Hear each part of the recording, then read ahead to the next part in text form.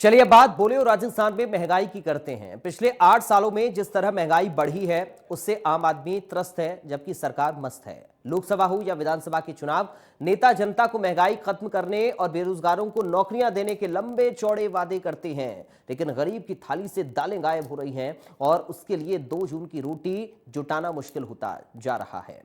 पड़ोसी देशों में भारत से कम कीमत पर पेट्रोल डीजल बिक रहा है।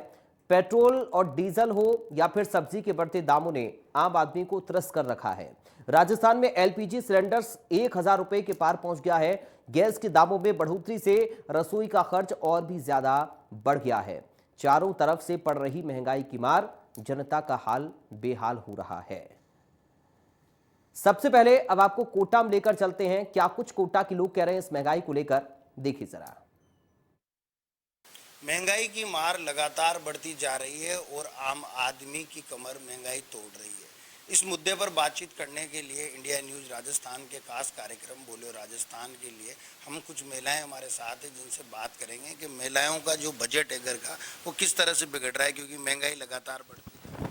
सर, महंगाई तो बढ़ती ही जा रही है। आज हम देखते हैं गैस के दाम दिन पे दिन बढ़ते जा रहे हैं। उसके अलावा मेडिसिन को हम लेते हैं, गवर्नमेंट ने जेनरिक मेडिसिन का प्लान किया है, लेकिन कितनी टाइम ऐसा होता है कि जो मेडिसिन डॉक्टर हमें प्रिस्क्राइब करता है वो स्टोर पे अवेलेबल ही नहीं रहती है। उसके लिए हमको प्राइवेट जो शॉप्स हैं वहाँ पे जाना पड़ता है, जिससे कि क्या होता है कि जो प्राइस आपके मेडिसिन के पेपर पर लिखी होती है वही सेम प्राइस में हमें वो मेडिसिन अवेलेबल होती है। तो इस तरीके से गवर्नमेंट ट्राई तो करती, लेकिन 100% वो अपना इफेक्ट नहीं दे पा रही है उस चीज़ों में। इससे क्या होता है कि घर में मेडिसिन का हो गया, आप आज के फल फ्रूट्स ले लीजिए, सभी कुछ ज़्यादा से ज़्यादा बढ़ता ही जा रहा है। महंगाई को लेकर आपका क्या वर्जन है?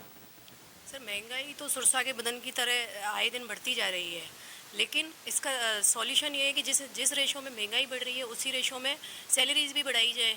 एक बेसिक सैलरी गवर्नमेंट निर्धारित करे तो कहीं ना कहीं मेंटेन किया जा सकता है।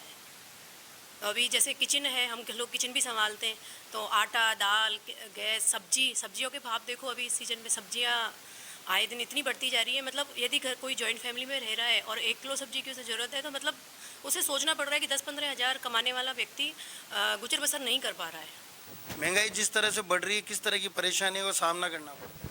जिस तरह से अब महंगाई इतनी बढ़ती जा रही है, हम लोगों के घर का जो बजट है वो बहुत ज़्यादा हिल चुका है, क्योंकि हर चीज़ में राशन लेते हैं वो महंगा हो चुका है।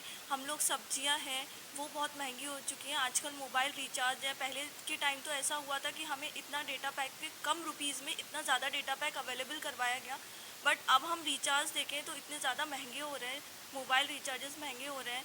और हॉस्पिटल्स हैं, हॉस्पिटल्स में आप जाओ तो अगर कोई बीमार पेशेंट है तो उसके लिए तो अगर वो बहुत मीडियम क्लास के लिए है तो वो गवर्नमेंट हॉस्पिटल में जाके इलाज करवा सकता है, और कोई अच्छे हॉस्पिटल्स में तो इलाज करवाना बहुत ज़्यादा महंगा है। पेट्रोल तो कहीं ना कहीं अगर महंगाई का जो मेन कारण है, इसको क्या मानते हो, किस तरह से महंगाई बढ़ रही है? सर, बिकॉज ऑफ गवर्नमेंट, क्योंकि सर हर गवर्नमेंट चेंज होती है तो वो अपने उसी अकॉर्डिंग बजट्स पास करती है। तो जैसे ही हमारी गवर्नमेंट चेंज होती है तो सब गवर्नमेंट अलग अलग तरीके के बजट्स पास करती है। लाइक फॉर पेट्रोल हो गया, वेजिटेबल्स हो गया, फ्रूट्स हो गया, हर चीज़ के लिए अलग अलग बजट्स पास किए जाते हैं। पेट्रोल और डीजल के दाम जिस तरह से बढ़ रहे हैं, क्या ये महंगाई का बढ़ने का बड़ा कारण है जिससे घरेलू महिलाओं का बजट बिगड़ रहा है? बिल्कुल, क्योंकि पेट्रोल और डीजल के दाम बढ़ने से उसका इफेक्ट सारी चीज़ों पर रहता है। अगर वो सब्जियों की बात करें, फल की बात करें, जो हमारी बेसिक ज़रूरत है, तो उसका ट्रांसपोर्टेशन उसी में ऐड हो जाता है और उसी की वजह से उसका भी ऐड ऑन हो जाती है। हर चीज़ जो है, अगर हमें कहीं जाना है आना है तो भी उसका इफेक्ट आ जाता है। तो ट्रांसपोर्टेशन क्योंकि हर चीज़ से जुड़ा हुआ है, तो वो एक बेसिक मेन कारण है। पेट्रोल और डीजल के दाम बढ़ने से सारी चीज़ों पर महंगाई बढ़ रही है। कहीं ना कहीं महंगाई को नियंत्रण करने के लिए सरकारों को किस तरह का कदम उठाना चाहिए?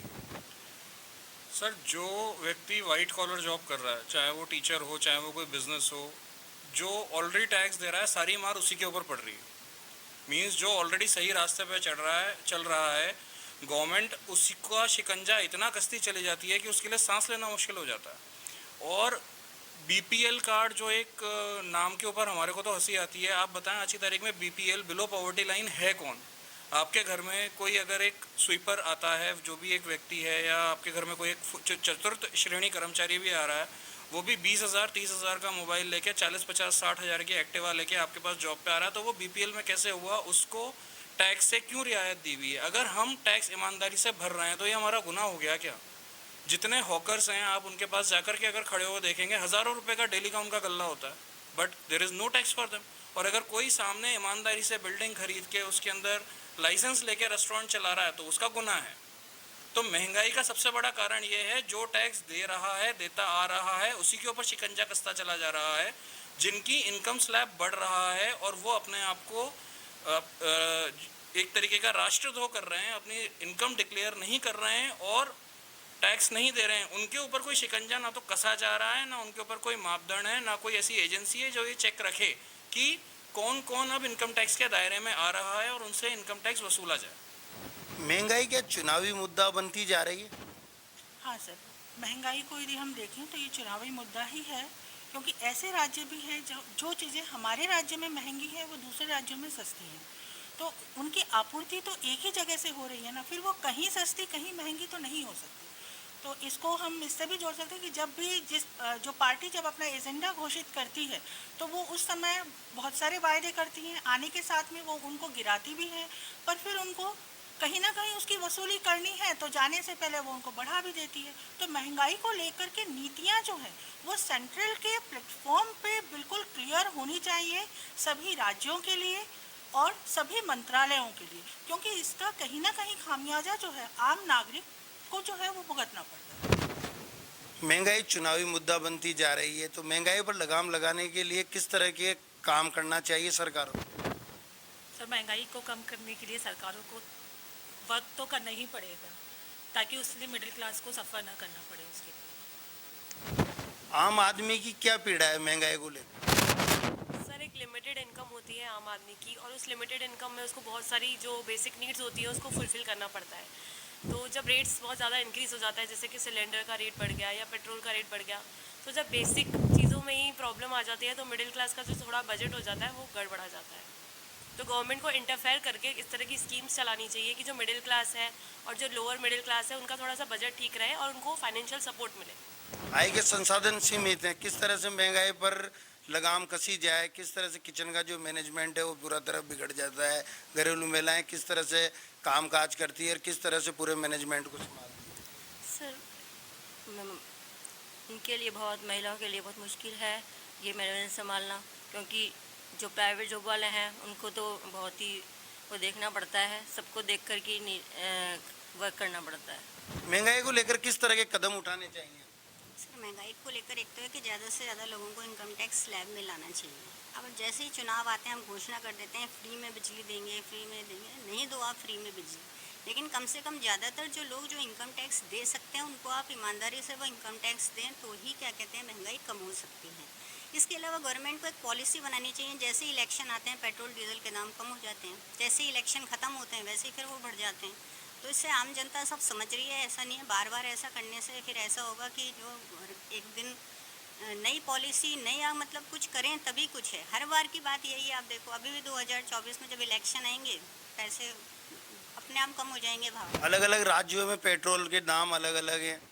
यही तो, जिस तरह से आपने जीएसटी वगैरह पे आप कहते हैं कि एक जैसा होना चाहिए, उसी तरह से पेट्रोल डीजल गैस इन सब की जो दाम है वो भी एक जैसे होने चाहिए। उसके लिए एक पॉलिसी बननी चाहिए कि सभी जगह पर एक जैसे दाम हो। तो सरकारें जिस तरह से अपने रेवेन्यू बजट को बढ़ा रही है, तो जो आम आदमी है वो किस तरह से अपने घर का बजट बनाए? सरकारें रेवेन्यू बजट को बढ़ा रही हैं तो इसका सबसे ज़्यादा जो फ़र्क है वो मध्यम वर्ग पर ही पड़ रहा है, क्योंकि जो निचला वर्ग है उसके लिए राशन है, सब कुछ है, फ्री में देते हैं उनको। अपर क्लास को भी कोई फ़र्क नहीं पड़ता, पर सबसे ज़्यादा फ़र्क पर जो पड़ता है वो मिडिल क्लास को पड़ता है। आप देखो कितने चुनावी बजट पेश हो गए लेकिन इनकम टैक्स स्लैब में कोई बदलाव नहीं हुआ, ना वुमेन के लिए इनकम टैक्स में कोई राहत मिली, ना बड़े बुजुर्गों के लिए, मतलब इनकम टैक्स में तो कोई बदलाव हुआ ही नहीं है। तो थोड़ा सा अगर उसमें करें तो मीडियम जो मिडिल क्लास है उसको थोड़ी राहत मिलेगी। महंगाई की मार लगातार बढ़ती जा रही है और महंगाई की मार से आम आदमी पूरी तरह से त्रस्त है। कहीं ना कहीं सरकारों को चुनावी मुद्दा ना बनाकर महंगाई पर लगाम लगने के लिए कोई ठोस नीति बनानी पड़ेगी, तब जाकर आम आदमी को कहीं ना कहीं इस महंगाई रूपी डायन से कहीं ना कहीं निजात मिलेगी। कैमरामैन विक्रम सिंह चौहान के साथ राजेंद्र भारद्वाज, इंडिया न्यूज, कोटा। तो फिलहाल के लिए इस बुलेटिन से मुझे दीजिए इजाजत। बाकी खबरों के लिए आप देखते रहिए इंडिया न्यूज।